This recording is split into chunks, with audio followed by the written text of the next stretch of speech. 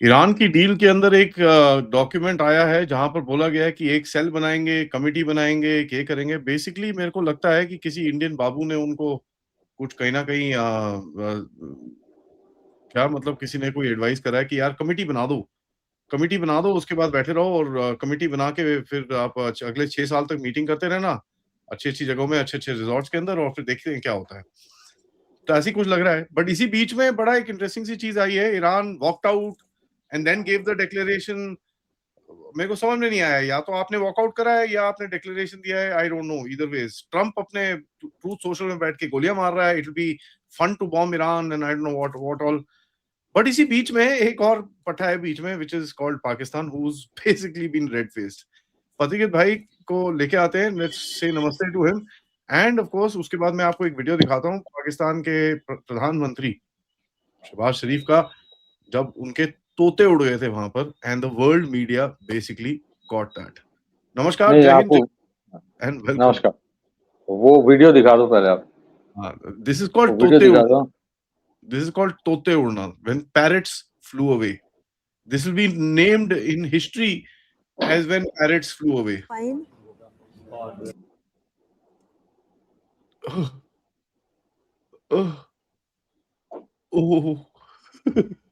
Reality striking कि यार आ की होया, ये क्या हुआ, हमारी तो पूरी एफर्ट ही फेल हो गई,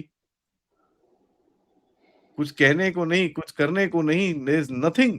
and you were standing in the middle of the place with Asim Munir, वहां पर खड़े रहे, और they were as shocked as anything else जब ईरान की डेलीगेशन ने बोला भैया हम तो जा रहे हैं। उसके बाद वो वापस कब आए और उन्होंने साइन कब किया मुझे नहीं पता, बट बीच में एक ये आया था कि हम तो जा रहे हैं। So this is the reality of Pakistan, आपके सामने है। His face speaks it all. Fateh भाई, what do you say? Pakistan तो यहाँ पे it was not a mediator, it was a courier. तो उसको जो ब्रीफ दिया जा रहा था वो वही कर रहा था। तो मुझे मतलब sorry, I feel for Pakistan मतलब इस पर्टिकुलर इशू में है वो ना घर का ना घाट का, बीच में फंस गया। और ऐसे दो आइटम में नेगोशिएशन हो रहा है जो कभी होने वाला नहीं है। देखिए नेगोशिएशंस जो होता है ना, if you are genuinely interested in any kind of a peace deal, तो वो अलग चीज होता है। अगर आपके पीस फ्रेमवर्क में ऐसे इंग्रेडिएंट्स है, ऐसे आपने प्रोग्राम करके रखा है that it is condition to fail, तो आप क्या करोगे? मैं कल से सुन रहा हूं कुछ लोग आप ही के प्रोग्राम में कमेंट सेक्शन में क्वेश्चन कर रहा है, भारत सरकार तेल का कीमत कम कम करेगा, कब कम करेगा? भारत सरकार अभी तेल का कीमत शायद कम नहीं करेगा क्योंकि उनको पता है कि situation is going to get worse. अब क्यों वर्स होने वाला है? ये हमारे चैनल्स में भी मेन स्ट्रीम मीडिया में पीस डील करके एकदम मतलब हो गया, मतलब एक और कदम ले लिया तो ट्रम्प को एकदम नोबेल प्राइज के लिए भी नारा लगा देंगे कि हाँ it deserves it. Let's first understand, first of all ऐसा नहीं है कि they don't want a peace. मुझे लगता है कि दे एक्चुअली ट्राइड, लेकिन इनमें इनहेरेंट कॉन्ट्रडिक्शंस हैं। एक तो ये जो जंग है, इसमें एक तरफ इजराइल और यूएस है, दूसरी तरफ ईरान है। इन तीनों पार्टीज का डिफरेंट ऑब्जेक्टिव्स है। They don't agree, American and the Israelis don't agree on why they are into this war. उनके अलग ऑब्जेक्टिव्स है। दूसरी चीज है, सबसे बड़ी गलती जो यूएस ने किया है ईरान में वो है, एंड आई से it with lot of confidence, that is about killing there supreme leader, वो अली खुमैनी को ना। वन, मैं आइडियोलॉजिकल चीजों में सही गलत में नहीं जा रहा हूं कि वो कितना अच्छा लीडर था, वो नहीं। प्रॉब्लम कहां पे हुआ? प्रॉब्लम हुआ ईरान को पता था कि सद्दाम हुसैन के जाने के बाद ईरान का क्या हाल हुआ, इराक का क्या हाल हुआ था। So they went for something called a mosaic leadership. अब मोज़ेक लीडरशिप में क्या है कि किसी के कोई कुछ किसी का असैसिनेशन हो जाए फिर भी द सक्सेशन विल कंटिन्यू। तो वहां पे अब मोज़ेक लीडरशिप है, कोई there is no single entity जिसके पास टोटल अथॉरिटी है। फॉर ए कंट्री जो उस तरह के सिस्टम में they got used to it कि सुप्रीम को लीडर जो बोलेगा वही होगा। Now you have multiple factions, multiple power centers. So even if one part agrees for a negotiation, the other part may not. कोई गारंटी नहीं है कल कि IRGC के कोई जाके कोई उड़ा ना दे, कोई गारंटी नहीं है. That's one. Secondly, अब देखिए Iran, what is it getting? $300 billion of reconstruction. उनके जो फ्रोजन एसेट्स है that will be released. फिर number 3, they will be permitted to, वो sanctions हटा देने के बाद they can sell oil. $300 billion of reconstruction, that is a nightmare for Israel. That is a nightmare for the Arabs कि भाई ये जंग करने के बाद अगर $300 बिलियन मिलता है तो फिर तो हम भी किसी को जाकर बॉम्बिंग करते. That is what the Arabs are thinking. नुकसान हमारी हुई, मतलब the Arabs are saying America के ऊपर बम नहीं गिरा, नुकसान हमारी हुई. The Americans are rewarding the Iranians. दूसरी चीज है defreezing of all the assets. And third, which is the biggest issue, उसमें थोड़े बाद में आता हूं. ईरान ने in return they have not given any pledge. अब ये बार बार बोलता रहता है ना, अमेरिका बोलता रहता है इजराइल को, डांटता रहता है कि don't do anything in Lebanon. मुझे एक चीज बताइए, क्या ईरान ने कोई कमिटमेंट दिया है कि वो कोई नॉन स्टेट एक्टर को फंडिंग नहीं करेगा आपसे? क्या उसने कोई कमिटमेंट दिया है कि हिजबुल्लाह, हाउदी और हमास को वो आपसे फंडिंग नहीं करेगा? These are non state actors. सही है गलत है वो अलग चीज है. ईरान ने पेनस्टेकिंगली बनाया है फॉर द लास्ट 3-4 डिकेड्स. वो छोड़ देंगे? That's one. That's another part. तीसरी चीज है भाई, अगर तुम ये if you allow the Iranians to sell oil, price of oil will crash to $50 a barrel. उससे नीचे चला जाएगा. That is a nightmare for the oil traders. That is a nightmare for everybody. See, the Arab world, ये कतार जैसे देश है, Saudi अरब है, ये बहुत सारे और भी देश है. Do you think they make normal profit? No, they don't make normal profit. They actually make abnormal profit. They make abnormal profit. What is the cost of extraction, per barrel का? And what is the price at which they sell? तो price of oil अगर $40-50 a barrel हो जाए, फिर भी Iran के लिए फायदेमंद है, लेकिन इनके लिए it's an total nightmare. So I don't think the oil traders, oil cartels, oil में जो लोग इन्वेस्टमेंट करके रखे हैं, major investors, they don't want the price of oil to come down. तो पीठ पीछे ऐसे चीज किया जाएगा ताकि price of oil do not crash. लेकिन ईरान का ऑयल अगर मार्केट में आ गया तो वो प्राइस क्रैश करना एकदम कंफर्म्ड है. नंबर 4 इज दिस कि क्या ये जो ईरान के साथ nuclear negotiations kept for another day, Iran पूरा न्यूक्लियर आर्सेनल दे देगा अमेरिका को? Is it, I mean, does anyone believe that they are going to do it? 440 kg अगर एनरिच्ड यूरेनियम दे भी देते हो, what does Iran have and what is the biggest concern of Israel? Biggest concern of Israel is this कि Iran के पास institutional knowledge है. अब उस knowledge को तो हड़प नहीं पाओगे. And that is why you see we have witnessed कि एक series of alleged assassinations होता रहता है ईरान में. ये institutional knowledge का अमेरिका क्या करेगा? ट्रम्प क्या करेगा इसका? They can build tomorrow again. And we don't know to what extent enrichment हुआ है. अगर ईरान ने ये Iran has actually created whatever technology they have, good, bad, right, wrong, they have developed that technology in an era of technology denial. उनके ऊपर sanctions लगा कर रखे थे, all kinds of, and this war, no denial कि Iran को बहुत नुकसान हुआ, but फिर भी they kept on fighting because they have prepared for this war. वो नेगोशिएशन करने के बाद वो सब अपने जो बार्गेनिंग पावर है वो थोड़ी सब दे देगा.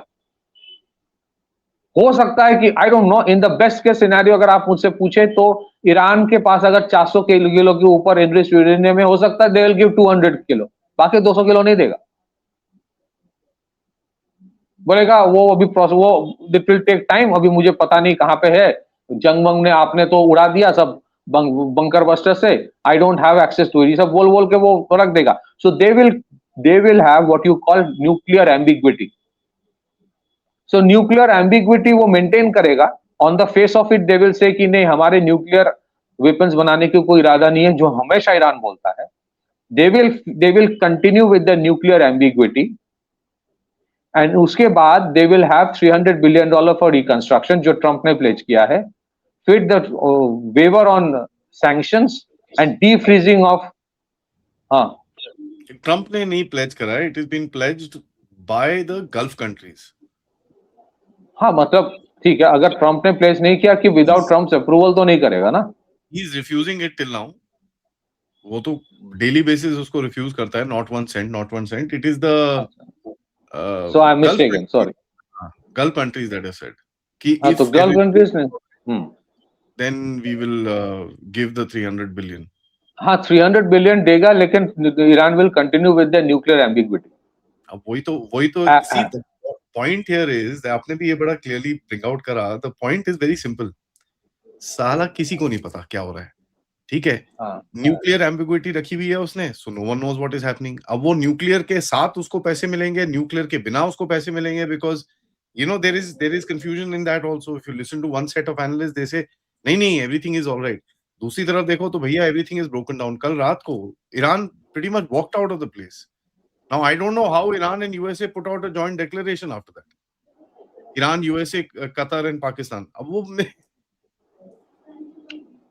it's absolutely amazing. So इसके बाद आप ऑडिट कैसे करोगे विद इन ईरान? ईरान इतना बड़ा देश है, it is a huge country. ये कहाँ गली गली नुक्कर के नीचे अंडरग्राउंड टनल में शहर बना के रखा है, आपको पता ही नहीं.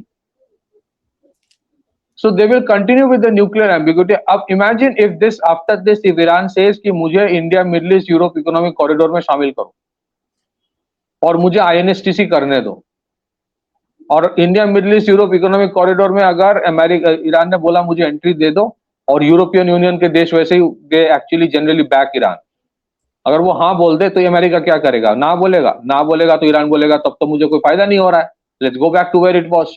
और अगर दे दिया फिर इजराइल बोलेगा साले तुम क्या सोच के रखे हो, ठीक है. तो this is good. What is going to happen? So you have ये जो डील हो रहा है, व्हाट इज नाउ, ये डील फिर क्यों हो रहा है? Trump is desperate. Trump needs this more than anyone else.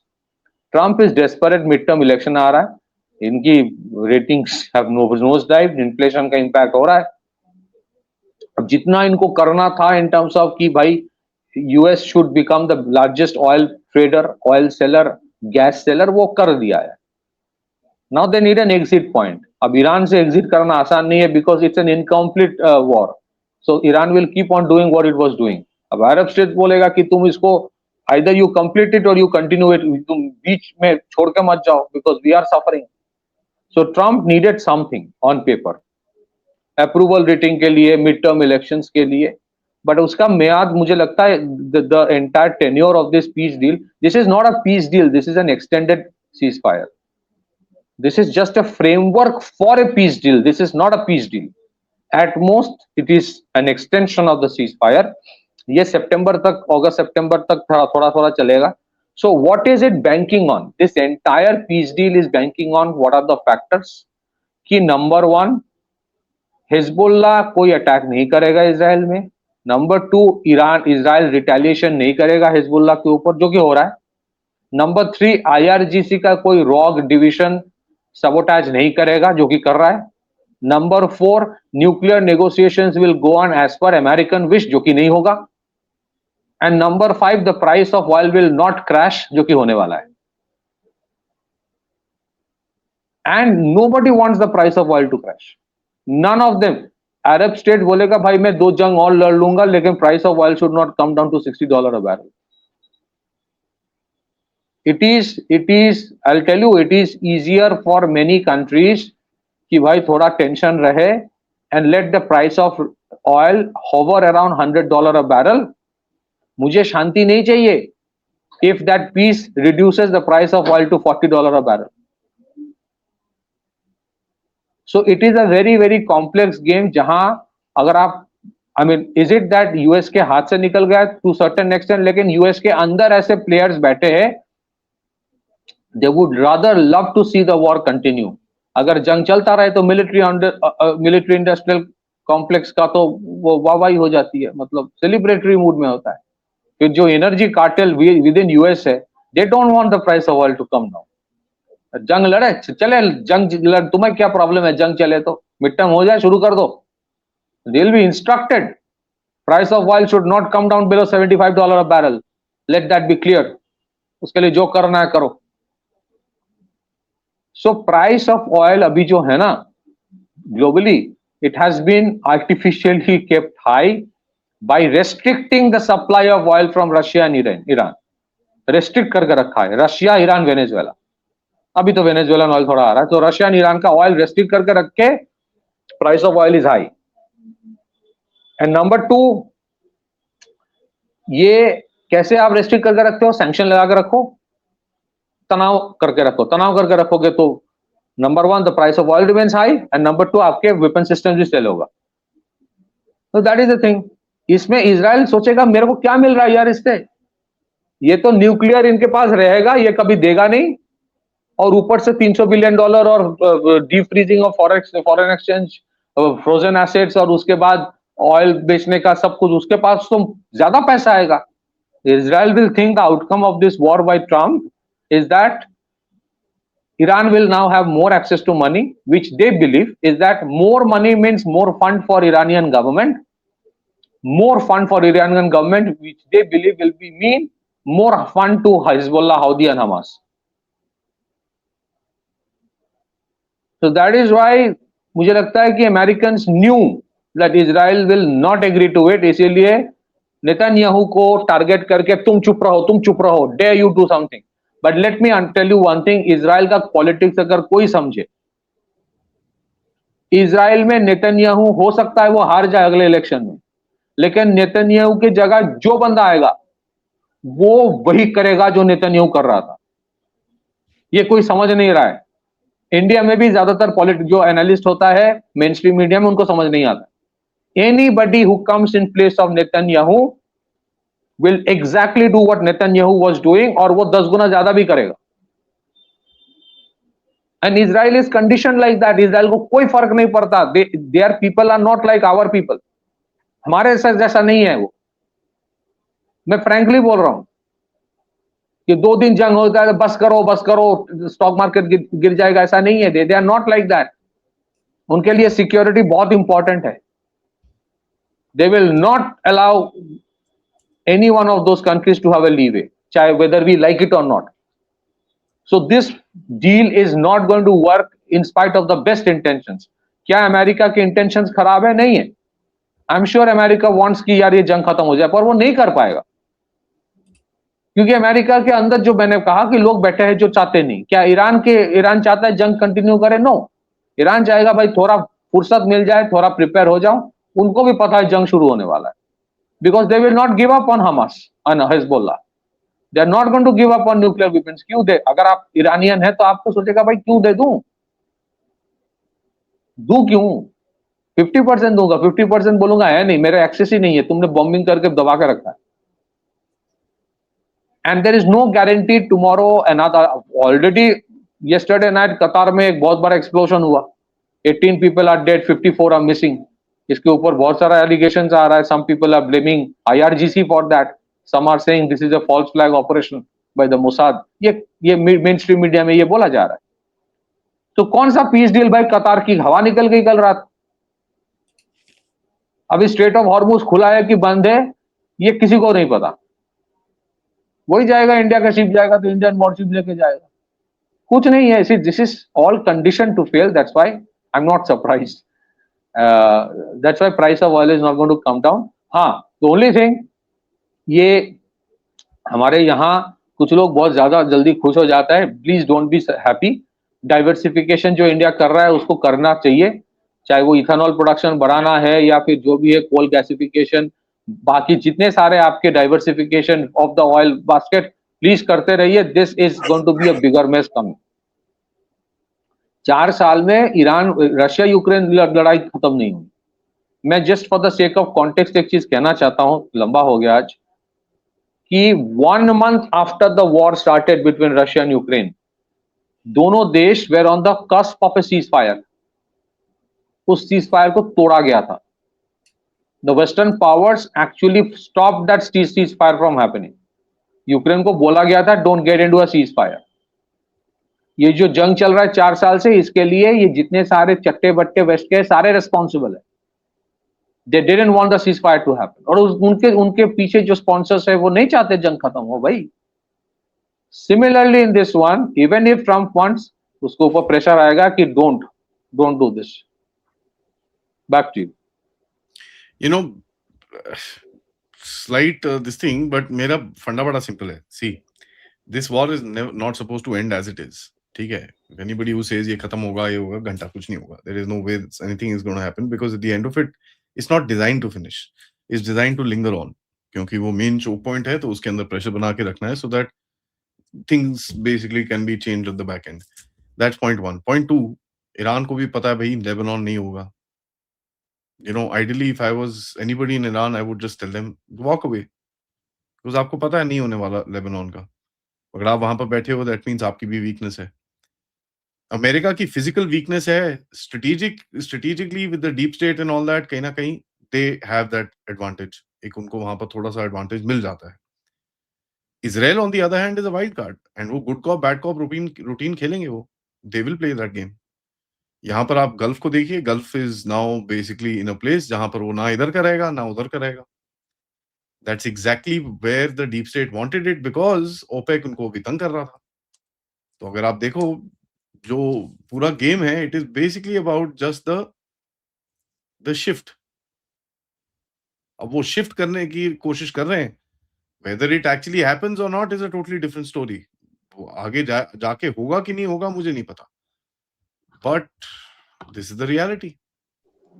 एक चीज आई वांट टू ऐड, अगर ये ऐसा चलता रहा एंड अगर बहुत सारे प्लेयर्स अमेरिका के उनको लगे कि this is how we can control Middle East, break down OPEC, हो सकता है.